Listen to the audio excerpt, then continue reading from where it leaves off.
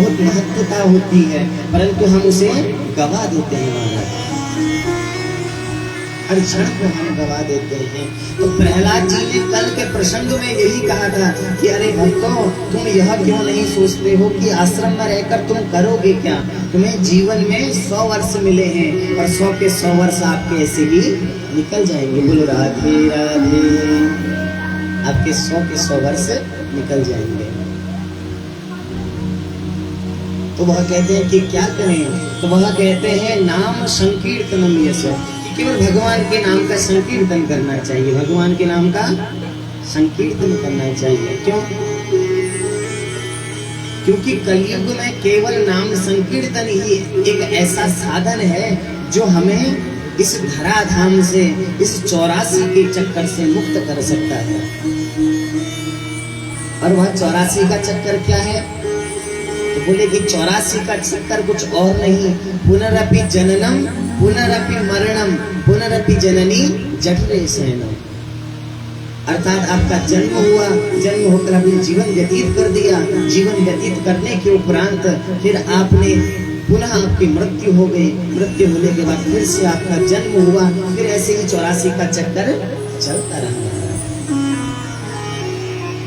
परंतु इस 84 के चक्कर से हमें दूर होना है, यही हमारे जीवन का लक्ष्य है। बोलो राधे राधे। फिर आपने कथा श्रवण की थी कि मनवंतरों में एक गज हुआ जिसको ग्राह ने ग्रसित कर लिया था, ग्राह ने जिसको पकड़ लिया था, और भगवान की कृपा से भगवान ने उस गज और ग्राह को तार दिया महाराज। फिर परीक्षित जी कहते हैं कि सुखदेव जी महाराज, आप हमें राम कथा सुनाइए। और एक श्लोक में श्री सुखदेव जी महाराज जी ने श्री राम कथा सुना दी। और परीक्षित जी बड़े प्रसन्न हैं कि कितनी दिव्य राम कथा है।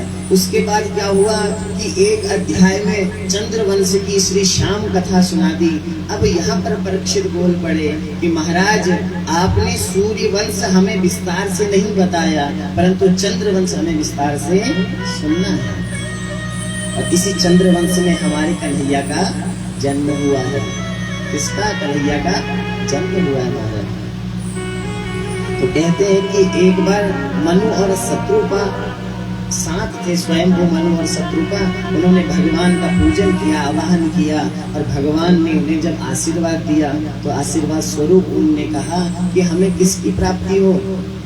हमें स्वयं आपकी प्राप्ति हो, और आप पुत्र स्वरूप में हमारे घर में आएंगे। बोलो राधे राधे।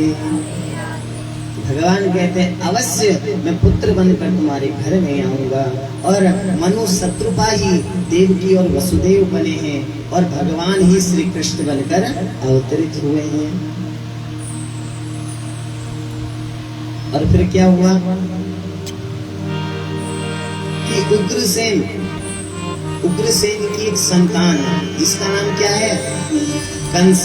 क्या नाम है? कंस। कहते हैं ना कि समय समय के फेर से बदल जाते हैं अंश। हिरण्यकश्यपु के प्रहलाद भये और उग्रसेन के कंस। देखो, समय का फेर है। अगर आप संस्कारी हैं, आप सभी धर्म को मानते हैं, तो यह जायज नहीं कि आपकी संतान भी ऐसे ही होगी। क्यों? क्योंकि यह समय का फेर है। आप उसे संस्कार तो देते हैं, परंतु आप कभी यह ध्यान नहीं देते कि उसकी संगत कैसी है, वो कैसे लोगों के संग में रहता है, क्योंकि संगत की रंगत बहुत जल्दी ही नजर आने लगती है।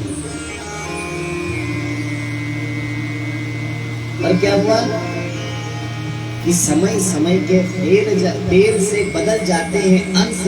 और समय का ऐसा फेर होता है कि जो पुत्र भी होते हैं वह तक बदल जाते हैं। क्यों? क्योंकि हिरण्यकश्यपु के प्रहलाद भये। हिरण्यकश्यपु कैसे थे? हिरण्यकश्यपु एक राक्षस थे, और उनके घर में कौन हुए? भक्त प्रहलाद हुए। और उग्रसेन के कंस। उग्रसेन बड़े सरल स्वभाव के थे, बड़े यशस्वी राजा थे, और उनका पुत्र कौन हुआ? कंस, जो इतना पापी था। तो क्या हुआ, तो कंस की एक बहन थी जिसका नाम था देवकी। कंस की बहन का नाम था देवकी, और देवकी का विवाह कंस करना चाह रहा था, तो उसने वर के रूप में वसुदेव जी को चुना। बोले वसुदेव जी से अपनी बहन का विवाह करूंगा। अब क्या हुआ कि विवाह हुआ। विवाह होकर जैसे ही विदाई हो रही थी, विदाई होकर रथ पर बैठाया ही था, तत्क्षण आकाशवाणी हुई, अरे कंस, जिस बहन को तू आज विदा कर रहा है ना, इसी की 8वीं संतान तेरी मृत्यु का कारण बनेगी। अब जैसे ही कंस ने यह सुना तो तत्क्षण ही कंस मन ही मन में डरने लगा कि कहीं इसकी संतान हो गई, उसने मुझे मार दिया। तो तत्क्षण ही अपनी बहन के बाल पकड़े और खींचते हुए जमीन पर खींच दिया महाराज। तो तत्क्षण ही वसुदेव कहते हैं कि महाराज, यह आज तक आपकी बहन थी, अब उससे पहले यह मेरी धर्म पत्नी है, मेरी धर्म पत्नी।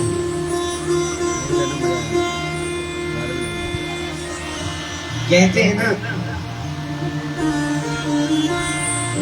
कि कन्या की कोई जाति नहीं होती, कन्या की कोई जाति नहीं होती। क्यों?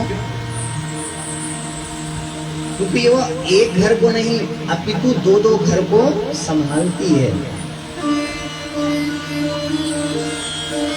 विवाह से पहले माता पिता के साथ रहते हैं और विवाह के बाद सास ससुर के साथ रहते हैं।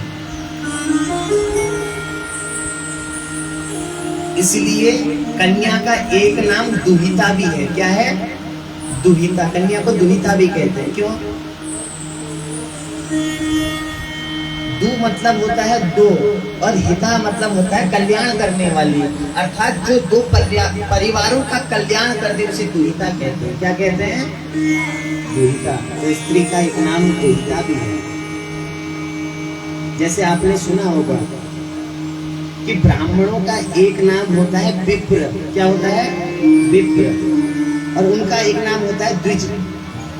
द्विज कहते हैं कि जो ब्राह्मण होते हैं उनके 2 बार जन्म होते हैं, एक तो मातृ गर्भ से और दूसरा जन्म होता है यज्ञोपवीत संस्कार के बाद। तो ब्राह्मणों को द्विज भी कहा जाता है।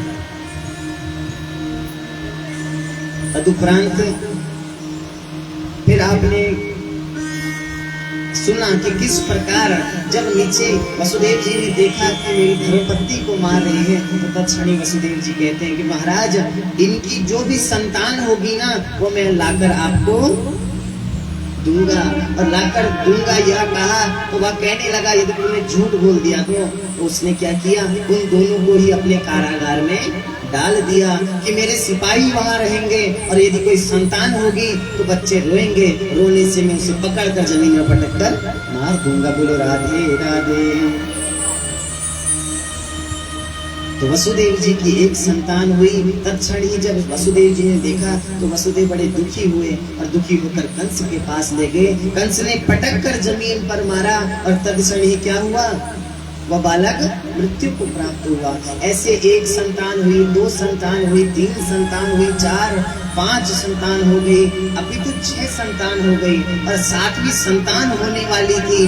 तो भगवान की कृपा से वह गर्भ से ही अंतर्ध्यान होकर रोहिणी के गर्भ में प्रवेश कर गई महाराज।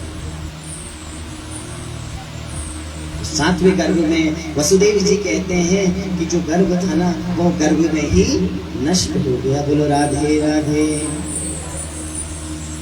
और उसके उपरांत अब हमारे भगवान का जन्म होने वाला है। तो तत्क्षण ही क्या हुआ, तो भगवान अब आते हैं, और भगवान की कृपा से देखते ही देखते क्या हुआ कि जो भगवान भी आए और स्वयं साक्षात माया भी इस धरा पर आई। और इधर क्या हुआ, वो माया कोई और नहीं, वो माया शक्ति है, वो माया दुर्गा है। जो क्या हुआ, वह यशोदा के गर्भ में गई और देवकी के गर्भ में भगवान श्री कृष्ण आए। और तदुपरांत देवता स्तुति करते हुए कहते हैं कि सत्य प्रथम सत्य परम त्रिसत्यम सत्यस्य योनिम निहितम च सत्यम सत्यस्य सत्यम मृत सत्य नेत्रम सत्यात्मकम त्वाम शरणम प्रपन्ना।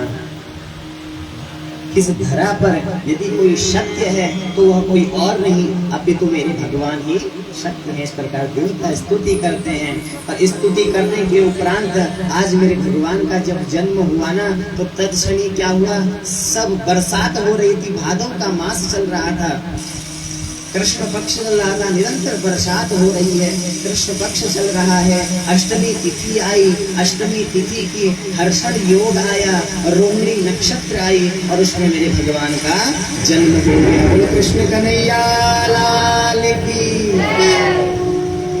तत्क्षणी भगवान का जन्म हुआ और जन्म होने के उपरांत ही सभी कहते हैं ना, जब हमारा अच्छा समय होता है ना तो हर रास्ते हमारे खुल जाते हैं। तो भगवान जब आए तो क्या हुआ, उस जेल खाने के दरवाजे खुल गए, उस जेल खाने में जो हाथ में हथकड़ियां थी हथकड़ियां खुल गई, जितने द्वारपाल थे वह अचेतन अवस्था में गिर गए और देखते ही देखते क्या हुआ कि मेरे भगवान का जन्म हो गया महाराज। और उसके उपरांत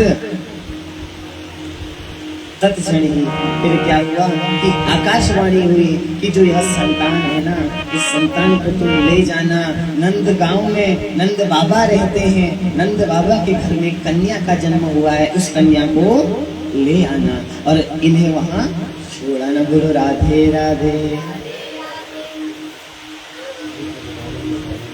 और निरंतर बरसात हो रही थी, बरसात होकर अब क्या करने लगे, वह ले जाने लगे, दिन पर बरसात निरंतर हो रही है और भगवान को अपने सर में ले जा रहे हैं। बरसात अधिक होती तो क्या हुआ कि सर्प आया और सर्प ने ऊपर से छतरी बनकर भगवान को भीगने से बचा दिया महाराज। नंदगांव पहुंचकर उन्होंने क्या किया कि नंदगांव पहुंच गए, नंदगांव में पहुंचकर उन्होंने वहां यशोदा का भी गर्भ हुआ था, गर्भ से कन्या का जन्म हुआ था और इस बालक को भगवान श्री कृष्ण को वहां रखा और वहां से कन्या को लेकर आ गए। और जब यहाँ आए ना तो प्रांत अब वसुदेव जी ने क्या किया, बोलो राधे राधे। तो वसुदेव जी ने